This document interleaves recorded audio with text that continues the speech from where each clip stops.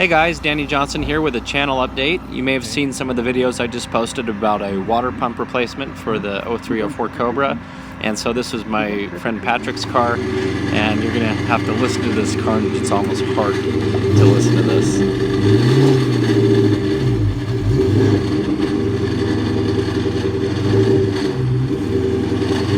That sounds so bad. Yeah. Such a great car.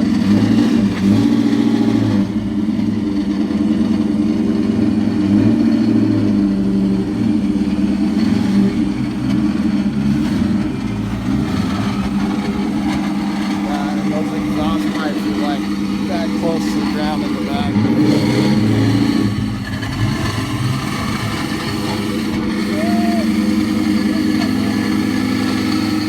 So I got it all torn apart, and yeah, you can see how bad this is. The whole pump is shot. Bearings were even coming out later that you'd be able to see, and had a little problem with the lower bowl that had been stripped off, because if you try to use a deep socket to put it on there, it doesn't go all the way on, so they stripped it when they installed it last. But I got that off, and then a few taps with a hammer, it came right out. But you could see the back of the blades here. When it failed, it started chewing itself up on the inner side of the block. And so the stock Cobra pump has the welded ring on the back. This was an aftermarket one. It looked like it was from American Muscle from the part numbers that we had seen, but definitely had seen better days, and we found a bunch of these bearings. Patrick found them on his garage floor, and then I found more of them here in the valley of the timing cover, but I was pretty happy with how cleaned up it got. I took some Scotch pad to it, made it nice and clean mating surface, so really happy with how it turned out as far as cleaning it up. Then the new pump went on really well. I put a very, very thin coat of Permatex on it, and you can see that on the edges of the pump, so I'm really happy with how it went back in.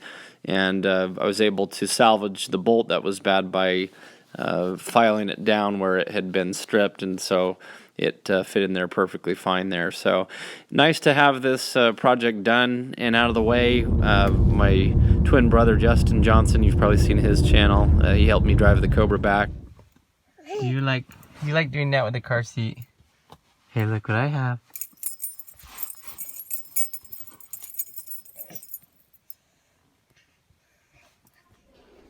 So of course I had to play around with the trick-or-treaters a little bit, so I hung a little Bluetooth speaker and made some sounds. I thought it was kind of fun.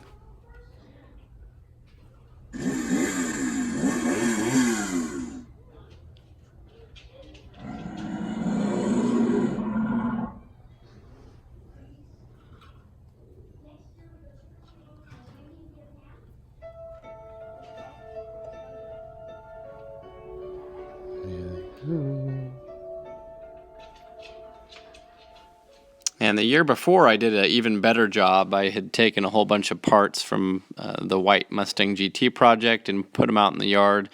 And a few kids got pretty upset thinking that my car had been wrecked. But I probably should have done that again this year. I just didn't have as much time with other projects and everything going on. But just want to show you this from last year. And of course, got to show you a quick clip of her over at Lowe's with all the Christmas stuff. Do you like the polar bears? So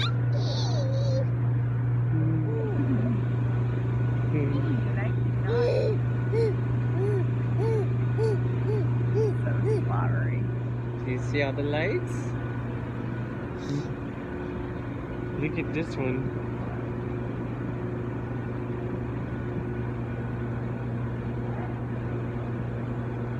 Oh no.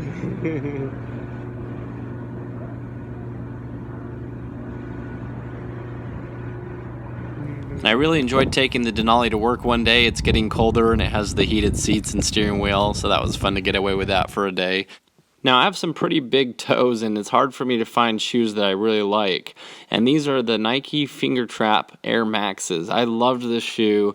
and they don't really make it anymore. Now, when I first bought it, I went back and got a second pair, and they're nice. They're red. Of course, you're not going to wear these everywhere or to work, so it's another nice deal that I got as they were closing them out. And here's an older pair, even a few years back. Any chance I could get to buy a pair of these, I would. I've definitely got my mileage out of these ones, as you can see, but I really like these shoes, and they're so hard to find.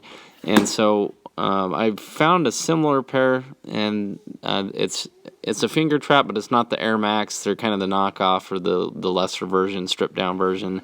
And these ones have the tongue where it's just like a traditional shoe. And what I like about these regular ones here is you can see the tongue is sewn in as part of the shoe, so you can just slide them on and off a lot easier. So anyway, it's hard to find these, especially in a size 12, since anybody who's selling them, they usually don't have the size that I need.